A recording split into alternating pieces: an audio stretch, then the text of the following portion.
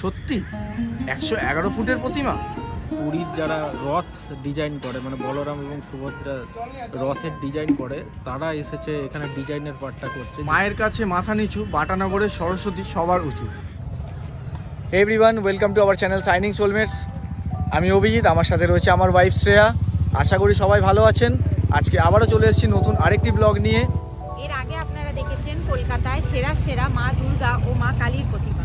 তবে এই প্রথমবার তৈরি হচ্ছে মা সরস্বতীর 111 ফুটের প্রতিমা, তাও আবার খাস কলকাতায়। চলুন আর বেশি দেরি না করে ভিডিওটা শুরু করা যাক। প্রথমেই বলে দিই এই প্রতিমা কোথায় তৈরি হচ্ছে আর এখানে আসতে হলে আপনারা কিভাবে আসবেন। এই প্রতিমা তৈরি হচ্ছে বাটানগরে নিউল্যান্ডের মাঠে। এখানে আসতে হলে শিয়ালদা স্টেশন থেকে বজবজ লোকাল ধরে তোমরা চলে আসবে নুঙ্গি স্টেশনে। নুঙ্গি স্টেশন থেকে 10 মিনিটের হাঁটা পথে তোমরা পৌঁছে যাবে বাটানগরের এই নিউল্যান্ডে মাঠে।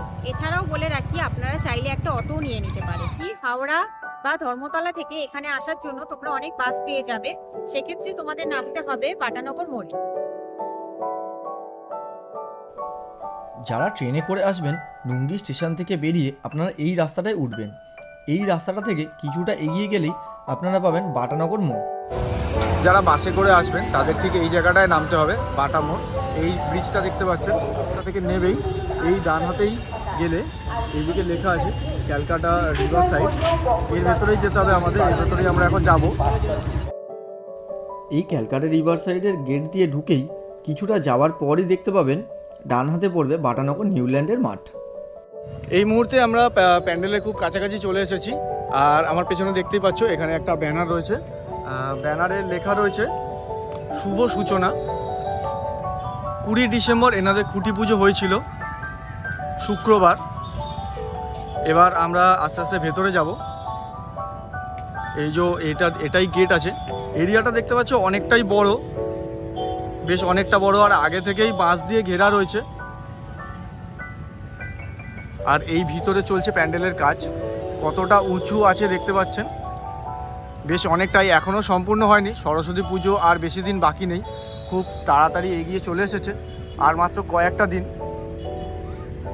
আর এইখানে আরেকটা ব্যানার দেখা যাচ্ছে, লেখা রয়েছে মায়ের কাছে মাথা নিচু, বাটানগরের সরস্বতী সবার উঁচু। সত্যি 111 ফুটের প্রতিমা। সরস্বতী পুজো মানেই কিন্তু বাঙালির কাছে অন্যরকম আবেগ। সকাল সকাল মা সরস্বতীর কাছে অঞ্জলি দিয়ে স্কুল কলেজে যাওয়া, সারাদিন বন্ধুদের সাথে আড্ডা খাওয়া দাওয়া, পড়াশোনার ছুটি, সেই সব শৈশবের সুন্দর দিনগুলো আজও স্মৃতির পাতায় রয়ে গেছে।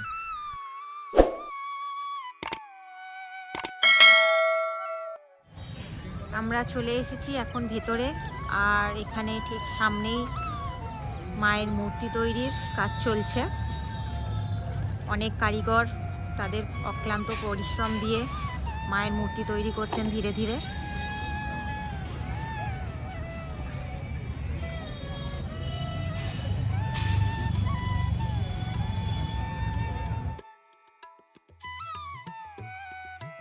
চলুন এত ব্যস্ততার মাঝেও এই প্রতিমার মূল শিল্পীর সাথে একটু কথা বলে নিই। ইনি হলেন আমাদের আর্টিস্ট দাদা। চলো এনার পরিচয়টা আগে জেনে নেওয়া যাক। আমার নাম সোমনাথ তামলি। দাদা, এত বড় সরস্বতী ঠাকুর বানানোর পরিকল্পনা কিভাবে এলো? এটা উদ্যোক্তাদের দাবি ছিল যে বড় একটা সরস্বতী ঠাকুর বানাবে, তো সেইভাবে পরিকল্পনা হয়েছিল। আচ্ছা, কবে থেকে কাজ শুরু হয়েছে? এটা 2 মাস হয়ে গেল। কি মেটেরিয়াল দিয়ে ঠাকুরটা তৈরি হচ্ছে? মূলত মানে লোহার রড, তারপর বাঁশ, চট, কাপড়, ঠিক আছে, থার্মোকল, এগুলো ব্যবহার করছি।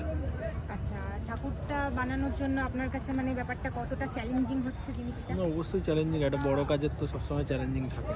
এবার সেটাকে ঠিকঠাকভাবে একদম প্ল্যান মাফিক করা এবং টাইম টু টাইম শেষ করা।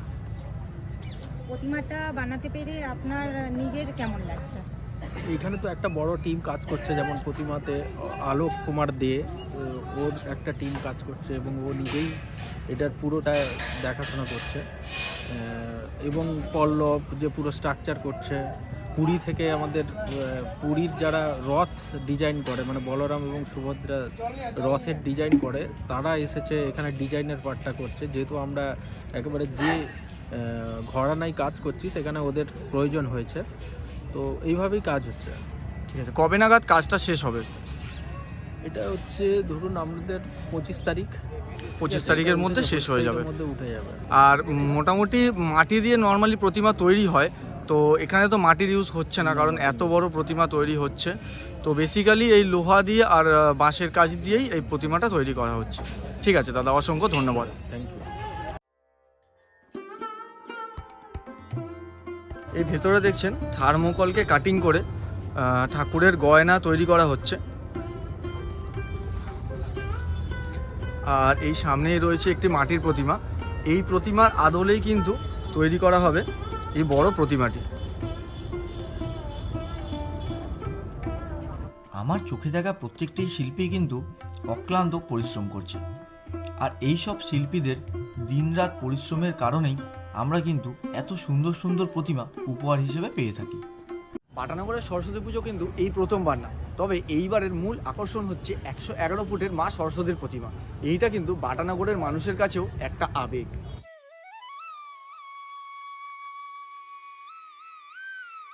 এবার তোমাদের বলে রাখি এই আকর্ষণীয় মায়ের 111 ফুট প্রতিমাটির উদ্বোধন কবে। এই প্রতিমাটির উদ্বোধন হবে 1 ফেব্রুয়ারি। আর তোমাদের আরেকটা কথা বলে রাখি, এই প্যান্ডেলের মূল যে মাটির প্রতিমা যেটা পুজো হবে সেটা থাকবে 4 দিন। আর আমার ঠিক পিছনেই যে মাঠটা তোমরা দেখতে পাচ্ছ, সেই মাঠটা ঘিরে বসবে বিশাল একটা মেলা। মেলাটা থাকবে 10 দিন। আর তার সাথে মায়ের এই যে 111 ফুটের প্রতিমাটি, এটাও থাকবে মেলার সাথে 10 দিন। আশা করি আপনাদের ভিডিওটা ভালো লেগেছে। যদি আমাদের ভিডিওটা ভালো লেগে থাকে, লাইক, কমেন্ট অ্যান্ড শেয়ার অবশ্যই করবেন। চ্যানেলটি সাবস্ক্রাইব করে পাশে থাকা বেল আইকনটি প্রেস করে আমাদের পাশে থাকবেন। দেখা হবে নেক্সট ব্লগে। ততক্ষণ ভালো থাকবেন, সুস্থ থাকবেন।